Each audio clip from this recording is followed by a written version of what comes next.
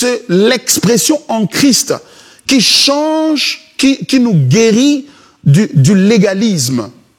Donc, il n'y a pas de choses que je dois faire pour obtenir, il n'y a que quelqu'un en qui je dois croire. Et la foi, donc, ne devient pas une chose qu'on manifeste une fois durant le parcours de sa vie, c'est-à-dire au début de sa foi, lorsque on vous présente Christ, vous devez croire, et après cela, la foi, c'est pour demander à manger, à boire, et demander les autres choses. Non, la foi salvatrice, c'est la même foi qui continue avec nous durant tout le parcours de la vie chrétienne. Et la question, c'est que, comment cela peut influencer notre homilétique ou notre prédication? Donc, c'est la christologie qui est en train d'informer notre prédication et informer notre articulation, notre présentation de l'évangile.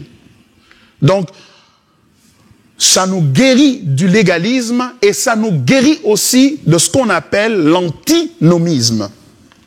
L'antinomisme.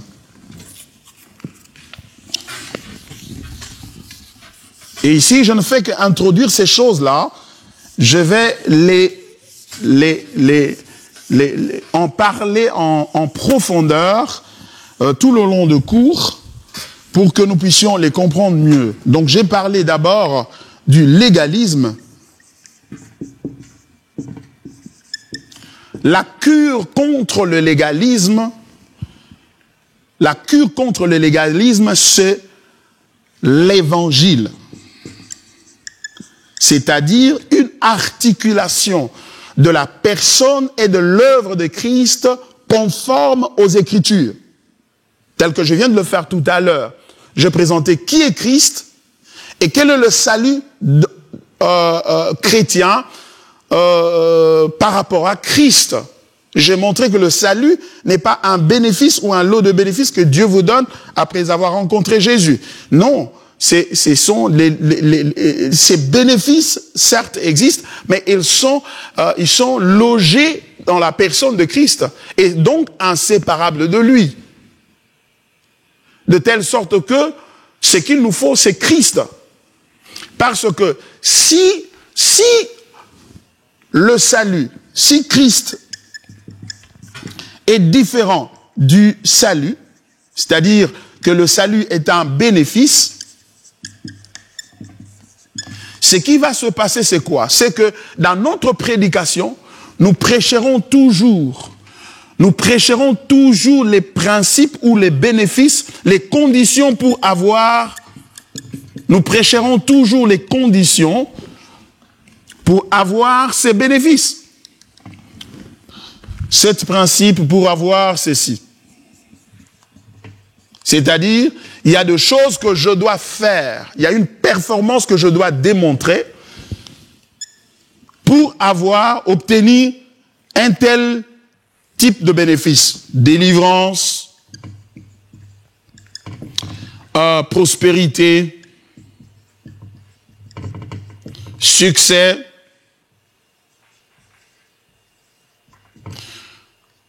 stabilité conjugale, et ainsi, etc. Etc. Et ces choses-là, cette approche-là, c'est une approche légaliste parce que ça commence d'abord par distinguer Christ du salut. Et donc, si tu fais ces choses-là que Jésus a demandé, eh ben, tu vas avoir tous ces bénéfices-là. Voyez-vous? Mais lorsque j'ai l'approche de l'évangile, et laquelle approche m'est définie dans la christologie, qui consiste à réaliser, à comprendre que l'évangile, je voulais dire plutôt que Christ est égal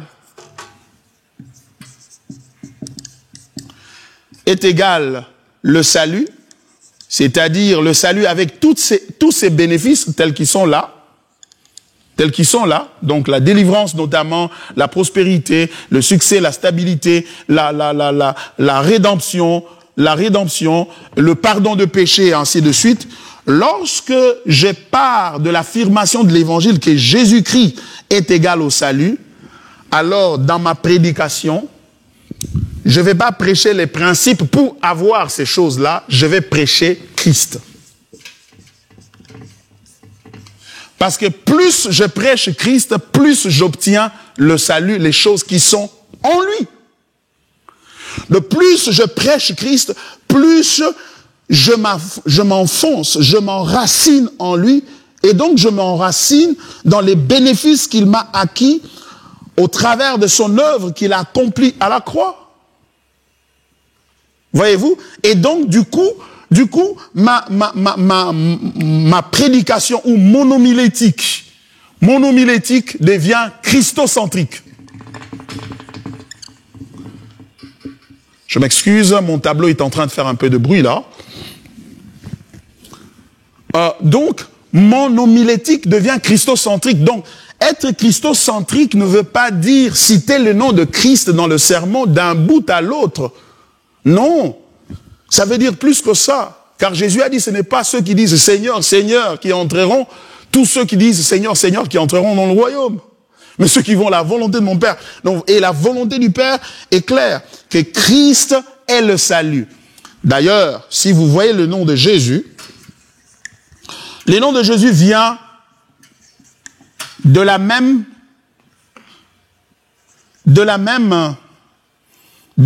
route ou racine hébraïque que le nom de Josué, Yehoshua.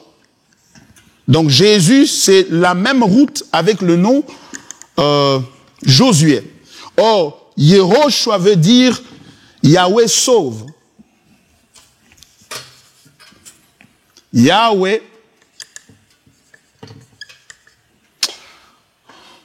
sauve. Yehoshua veut dire Yahweh sauve.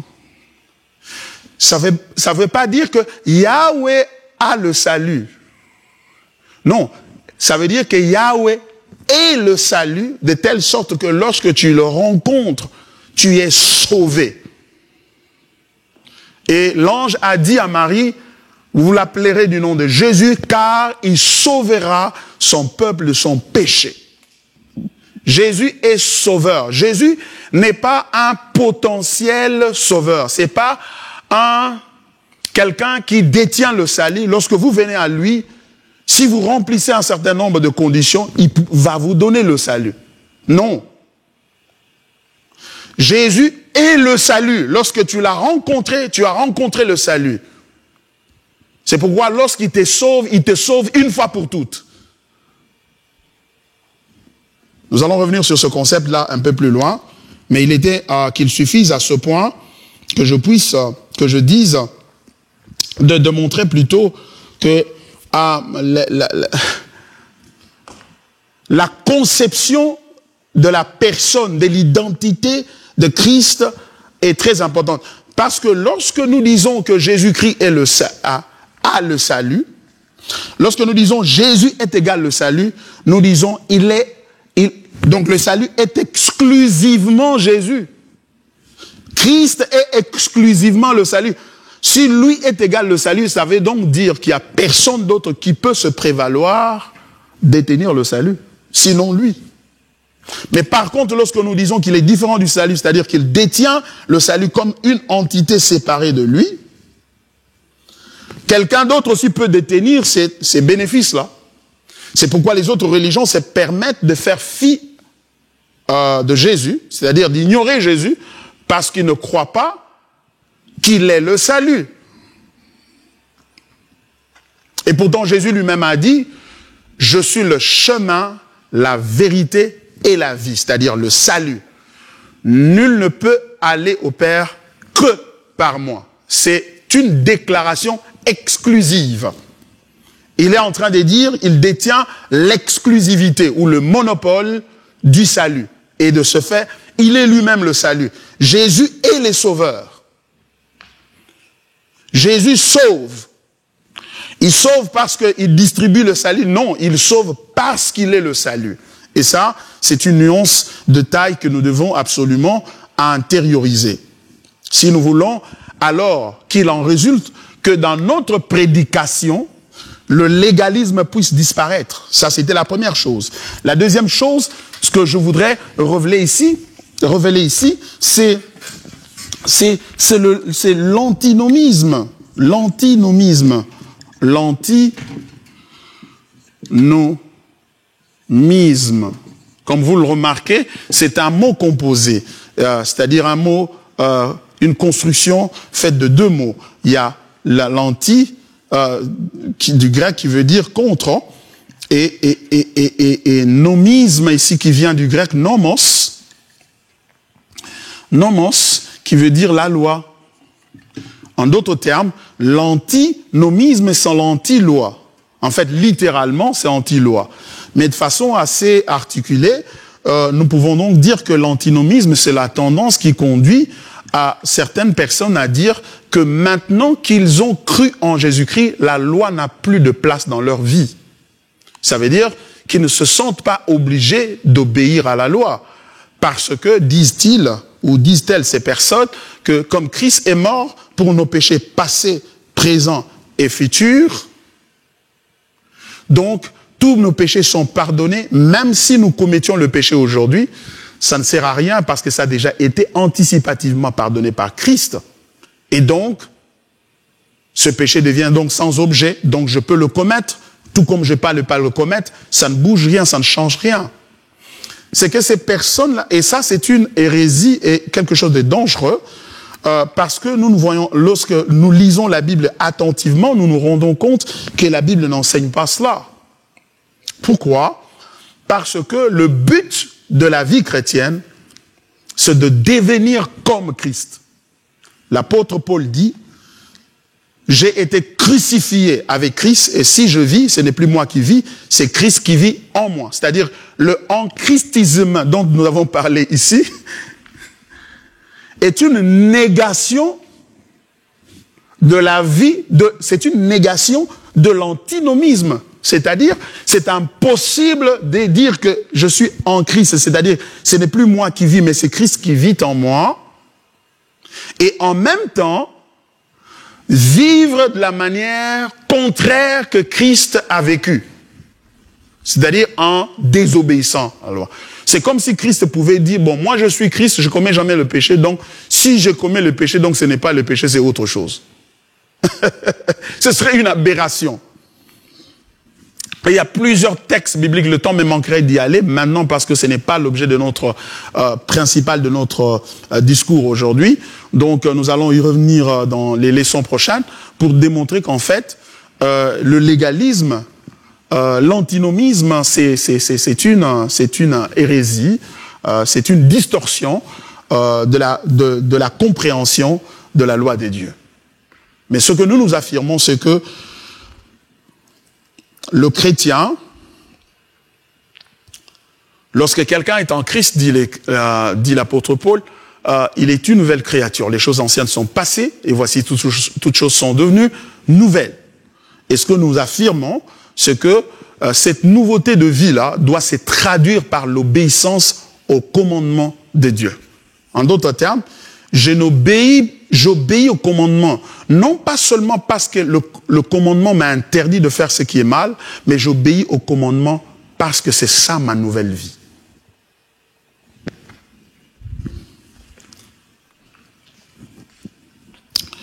Nous devons donc, et pourquoi j'insiste sur l'antinomisme, pour dire qu'en fait, c'est la compréhension de notre christologie, c'est-à-dire de l'identité de la personne de Jésus et de son œuvre, comment les deux, l'interface entre les deux, où les deux sont connectés, comment les deux sont connectés, ça détermine la manière dont nous allons prêcher, c'est-à-dire faire notre homilétique. Et il n'y aurait pas d'antinomisme dans notre discours homilétique. Pourquoi? Parce que si nous considérons que Christ est le salut,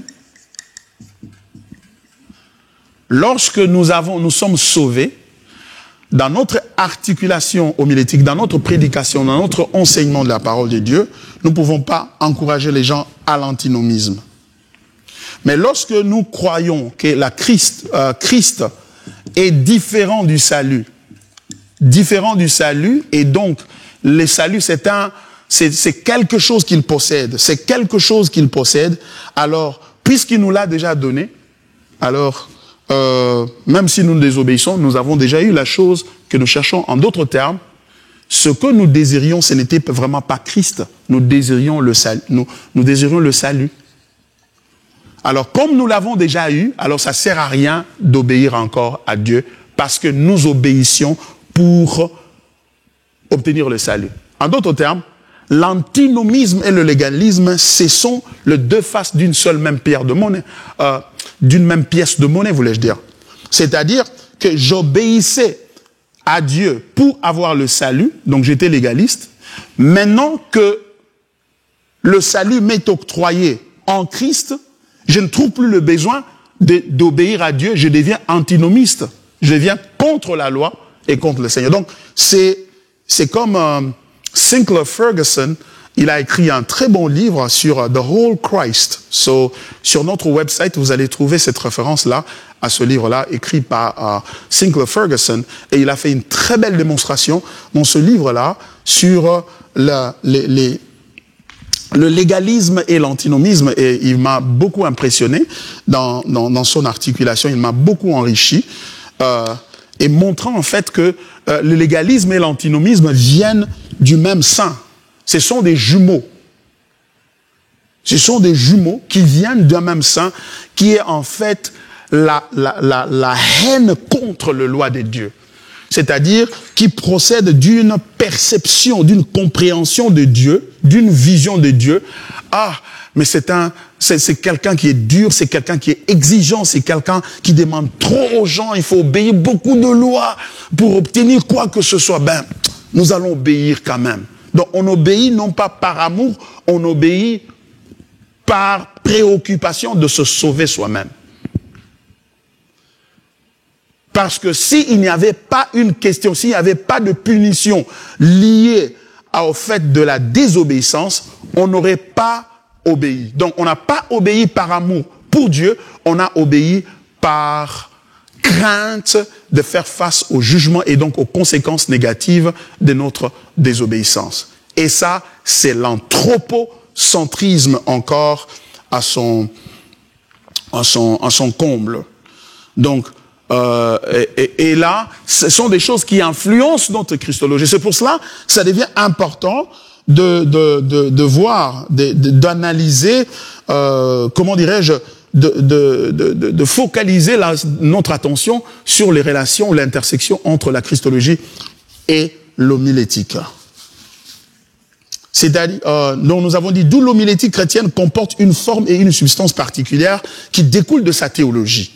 C'est-à-dire de ce qu'elle enseigne concernant l'identité des dieux. Il y a une relation étroite entre la christologie et l'homilétique. La christologie doit informer l'homilétique car cette dernière, c'est-à-dire l'homilétique, émerge de la christologie et pointe vers elle comme finalité. Nous devons donc réconcilier notre homilétique à notre christologie. Il va donc de soi que la crise observée dans la prédication et l'enseignement qui se dispense à l'Église procède d'une sorte d'anorexie christologique, ou mieux, d'un dysfonctionnement entre l'articulation christologique et l'exercice homilétique. En d'autres termes, ce que je suis en train de dire, même par cette expression anorexie christologique ou dysfonctionnement, c'est que dysfonctionnement entre l'articulation christologique et l'exercice homilétique, c'est que nous voulons dire que si dans votre conception de la personne et l'œuvre de Christ, ce Christ-là est maigre et de ce fait ne s'aligne pas avec ce que la Bible enseigne, cela va être reflété directement dans notre homilétique, dans notre prédication. Donc, si nous voulons réparer donc notre homilétique et notre enseignement, notre prédication, nous devons réparer notre christologie. C'est là que le problème se trouve. Donc, lorsque les leaders dans l'Église sont plus préoccupés par comment accroître les nombres des fidèles dans l'Église et donc accroître aussi le revenu qui en découle, ils seront de moins en moins préoccupés par l'articulation christologique de la personne de Christ. Ils seront de moins en moins adonnés à chercher à comprendre la personne et l'œuvre de Christ. Ils vont plutôt chercher à découvrir des techniques et des méthodes qui vont permettre à cet homme-là ou à ces personnes-là qu'on voudrait voir venir dans l'Église pour rencontrer leur passion ou leurs besoins, de telle sorte que lorsqu'ils sont satisfaits, alors ils vont venir à l'Église. Mais le piège dans cela, c'est quoi? C'est que dès que les gens viennent à l'Église parce que leurs besoins sont satisfaits, vous êtes condamnés à vous éloigner de la Christologie. Parce que la Christologie n'a pas pour objectif la rencontre de leurs besoins, mais ceux des dieux. Comme du reste, un moyen par excellence pour atteindre leurs vrais besoins. Vous voyez la complexité qui commence à s'installer. Et finalement, une sorte de piège qui se referme sur celui qui veut être anthropocentrique. Parce que plus vous allez chercher à satisfaire le besoin des hommes, pour les garder dans l'Église ou accroître leur nombre, finalement, l'objectif de votre ministère, ça sera toujours comment les satisfaire. Et c'est ça le piège dans lequel on est entré. Et finalement, il faut non seulement parler de Jésus, mais aussi il faut le développement personnel, il faut leur parler des démons, il faut leur parler de ceci, de choses que eux jugent être utiles pour eux-mêmes. Et en faisant cela, en se comportant de la sorte, eh ben, on est en train de s'éloigner peu à peu de l'évangile et l'Église devient mécanique et l'Église devient autre chose que ce qu'elle doit être, c'est-à-dire la maison de Dieu. La qualité de votre christologie, c'est-à-dire la qualité de votre conception de la personne de Christ et de son œuvre, transparaît non seulement dans votre marche de tous les jours, mais aussi dans votre prédication et donc disciple-là. Et ça paraît aussi dans le style de leadership dans l'Église.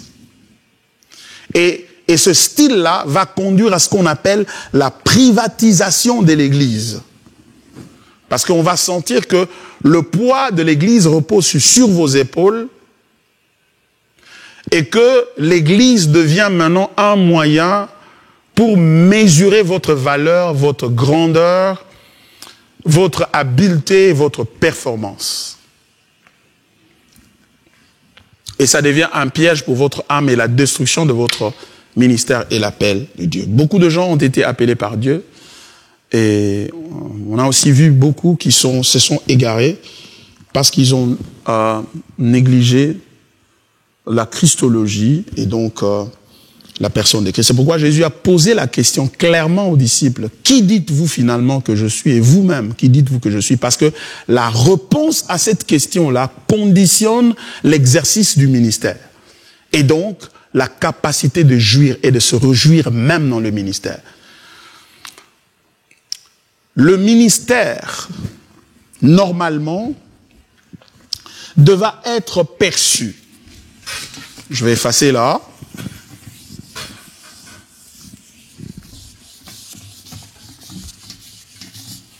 Le ministère dans le christianisme doit être perçu comme le débordement de la satisfaction en Christ.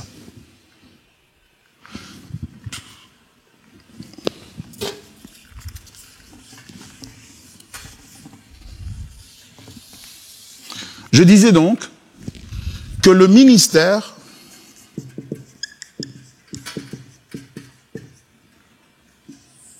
dans le christianisme doit être perçu comme le débordement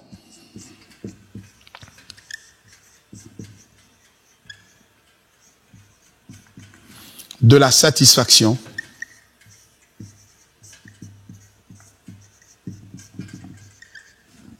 Christ.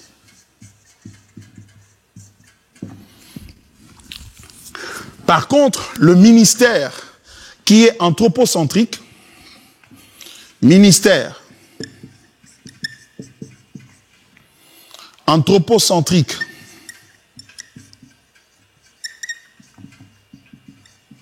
ici nous avons le ministère christocentrique.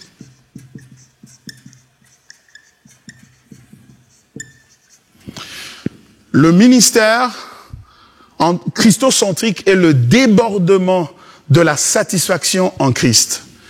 Par contre, le ministère anthropocentrique, c'est la recherche de la satisfaction. La recherche de la satisfaction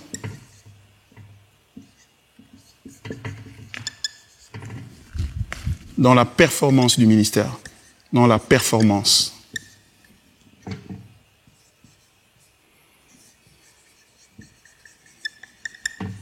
Dans la performance personnelle.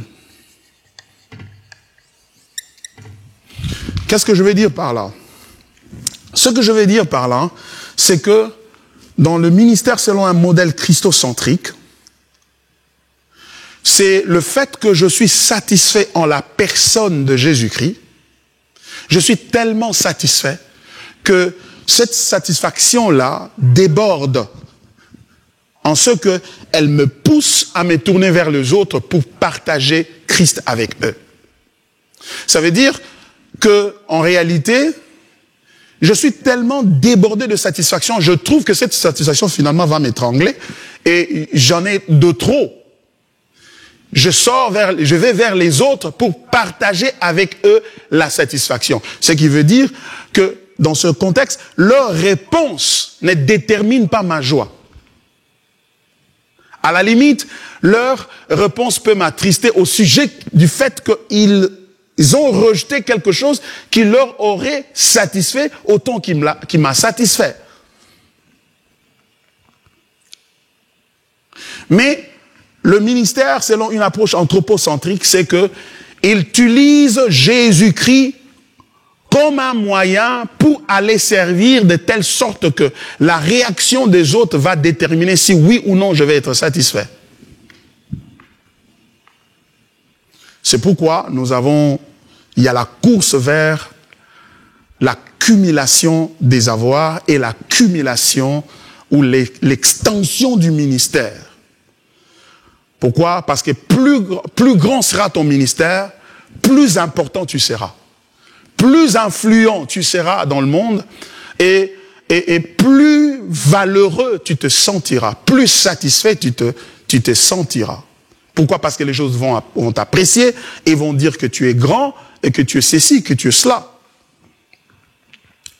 Voilà. Et ça, c'est un piège tout simplement de l'âme qui détruit finalement le ministère, qui rend le ministère anthropocentrique. C'est pour cela que nous voyons cet engouement, en fait, cet engouement vers le développement personnel.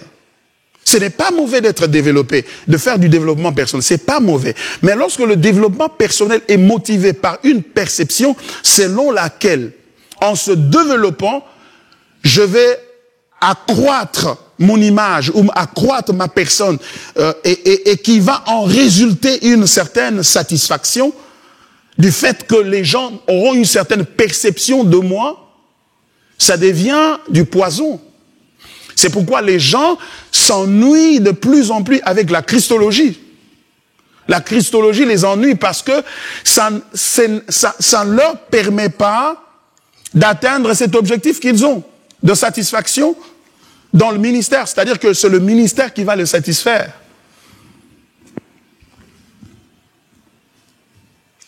Mais celui qui est centré sur Christ et qui trouve Christ comme sa satisfaction profonde, peu importe la dimension de son ministère, peu importe l'impact ou l'influence qu'il a, ça sera un adorateur, il restera un adorateur pour toujours. Mais le piège, ici, c'est le ministère anthropocentrique qui est la recherche de la satisfaction dans la performance. C'est pourquoi certaines personnes qui vous paraissent, qui ont la perception du ministère anthropocentrique, qui vous paraissent humbles, ils ne sont pas humbles parce qu'ils sont satisfaits en Christ, ils sont humbles parce que leur performance n'a pas atteint des dimensions qui peuvent leur permettre de s'enorgueillir, de se faire valoir. Et c'est pourquoi ils vous paraissent humbles. Mais en réalité, ils ne sont pas humbles. Ou ces personnes, elles ne sont pas humbles. Elles ne craignent pas Dieu. C'est pourquoi vous voyez certaines personnes, finalement, qui recherchent, ils sont prêts à s'engager dans le fétichisme. Lorsque la performance n'est toujours pas bonne, n'est pas suffisante, ils sont prêts à s'engager dans le fétichisme, dans la magie, dans beaucoup de choses, afin d'accroître leur performance. Et ils le font en tordant les Écritures. Ils tordent les Écritures, c'est-à-dire que pour eux, tordre les Écritures n'est pas un problème pourvu que cette distorsion conduise à l'accroissement de la performance qui va jeter une lumière intéressante sur elle, qui va drainer des foules ou drainer l'attention des autres vers ces personnes. Donc, et c'est ça le piège. Et c'est ainsi que nous nous retrouvons dans une église ou dans un ministère où il y a de moins en moins de Christ et il y a de plus en plus de l'anthropocentrisme de l'homme, comment le satisfaire et comment rencontrer ses besoins. Et lorsque nous disons que l'évangile de la prospérité n'est pas biblique, lorsque nous disons l'évangile de la délivrance n'est pas biblique, l'opposition qui nous vient contre cela n'est pas une opposition qui est défendue sur base des Écritures. C'est une opposition qui nous vient motivée par l'anthropocentrisme, parce que ils se disent que si nous laissons cet enseignement-là, cette négation de l'évangile de la délivrance ou de la prospérité, nous n'allons plus nous allons nous régner nous-mêmes et nous allons nous compromettre et notre performance va baisser. Et lorsque cette performance baisse, nous sommes plus satisfaits parce que notre satisfaction n'est pas en Christ, mais elle est dans notre performance. Mais celui qui est christocentrique est prêt à se repentir à tout moment lorsqu'on lui montre sur base des Écritures que ce que tu enseignes ou ce que tu fais n'est pas biblique. Il va se repentir. Pourquoi? Parce que son but n'est pas de se réjouir dans sa performance. Son but, c'est de se réjouir en Christ. Et lorsque ce Christ-là lui est présenté au travers d'une démonstration des Écritures, que ce qu'il enseigne ou ce qu'il fait comme pratique n'est pas correct, il va se repentir tout de suite, parce que ce qu'il cherche, c'est cela, c'est de voir de plus en plus Christ, et donc de le connaître de mieux en mieux, et il va se repentir. On a vu cela très clairement avec les pharisiens.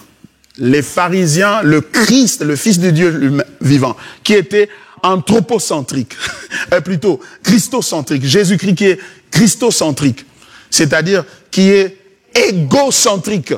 C'est le seul qui a le droit d'être égocentrique. Jésus-Christ est égocentrique, c'est-à-dire c'est-à-dire soi-même. Et Christ est donc égocentrique, il est centré sur lui-même. Et pour lui, c'est une valeur. Pour lui, c'est une valeur. Toute autre personne n'a pas le droit d'être égocentrique parce que tout le monde est censé être christocentrique. Même Dieu. Il a dit, celui-ci est mon fils bien-aimé en qui je suis totalement satisfait. En qui j'ai mis toute mon affection. Donc, Christ qui est égocentrique est arrivé, lorsqu'il est arrivé, il a montré aux anthropocentriques des pharisiens, il leur a montré qu'en fait, vous utilisez la parole de Dieu, la loi de Dieu, mais vous l'utilisez pour vous-même au lieu de l'utiliser pour Dieu, pour vous-même.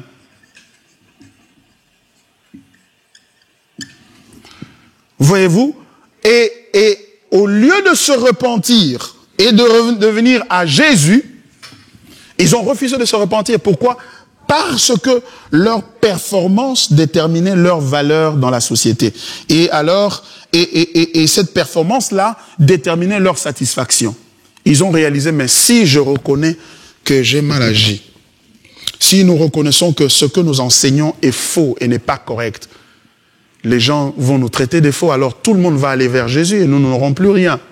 C'est-à-dire que Jésus n'est pas vraiment quelque chose ou quelqu'un pour nous de valeureux. Nous n'avons rien à gagner en lui.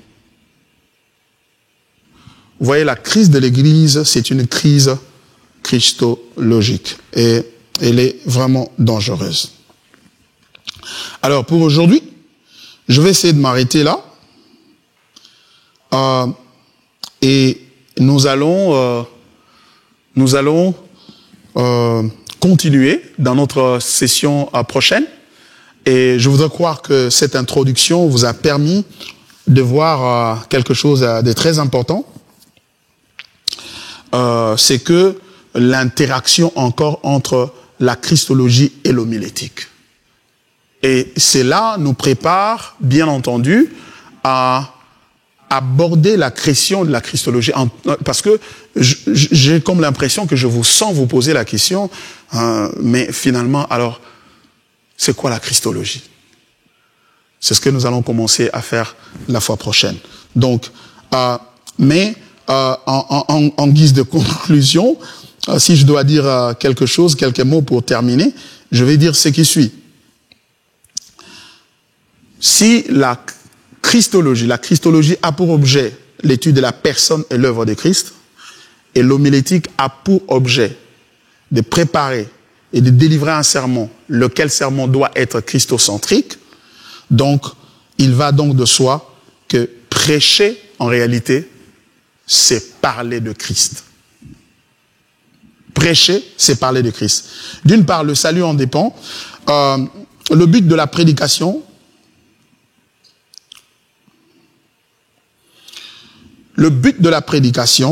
c'est former au moyen de la prédication, de la proclamation de la parole, une claire perception du Christ dans le chef des auditeurs, qui leur permettent de voir imaginativement dans sa gloire et ainsi placer en réponse à cette vision leur foi en la personne de Christ. Je répète ça, et ça c'est une phase très importante, voulais-je dire. Le but de la prédication, c'est parler de manière à ce que ce que vous dites puisse former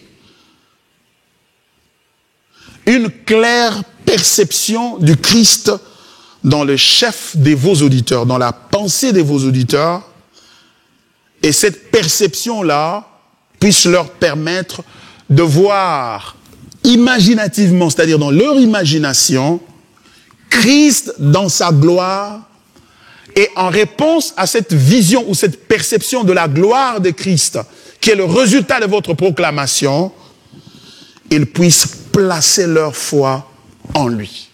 C'est ça la prédication chrétienne, et c'est ça l'objet de l'homilétique. Et 2 Corinthiens chapitre 4, versets 3 à 6, corrobore cette pensée. Et vous allez lire le texte à la maison, là où l'apôtre Paul est en train de dire que si notre évangile est encore voilé, il est voilé pour ceux qui périssent, car dans leur cas, le Dieu de ce siècle les a aveuglés l'intelligence afin qu'ils ne vissent pas briller la splendeur de la gloire de l'évangile de Christ. Donc voyez-vous, toute autre prédication qui n'est pas christocentrique contribue à l'œuvre du diable de voiler les gens. Ça peut être beau, ça peut être du développement personnel, ça peut être des délivrances, ça peut être de la prospérité, ça peut être de la morale, quoi que sais-je encore. Mais autant que cette prédication n'est pas articulée sur le fondement d'une christologie biblique, qui a pour but de présenter Christ et le présenter lui comme le salut et la gloire de Dieu, ça va conduire à l'aveuglement du peuple de Dieu. Et donc les gens ne seront pas sauvés parce que ce qu'on a proclamé n'était pas de l'évangile. Donc l'évangile, C'est une claire articulation de la christologie conformément aux Écritures. Et ceci, c'est pour dire qu'il est possible d'ouvrir les pages de la Bible. Il est possible d'ouvrir les pages, de parcourir les pages de la Bible et parler et prêcher autre chose que l'Évangile. Et ce cours d'homilétique et de christologie homilétique a pour but de vous conduire à ce que chaque fois que vous ouvrez le texte biblique, vous y cherchez Christ et à la fin, vous prêchez ce Christ que vous avez trouvé dans les pages de la Bible. C'est ce que Christ a fait. Il a lu tout l'Ancien Testament, de Moïse jusqu'au prophète, parlant de lui. Et si nous sommes des chrétiens, ça veut dire que nous devons vivre et faire comme Jésus, et nous devons prêcher comme Jésus, et nous devons lire les textes comme Jésus. J'ai dit et je vous remercie. On se voit à la séance prochaine. Que Dieu vous bénisse.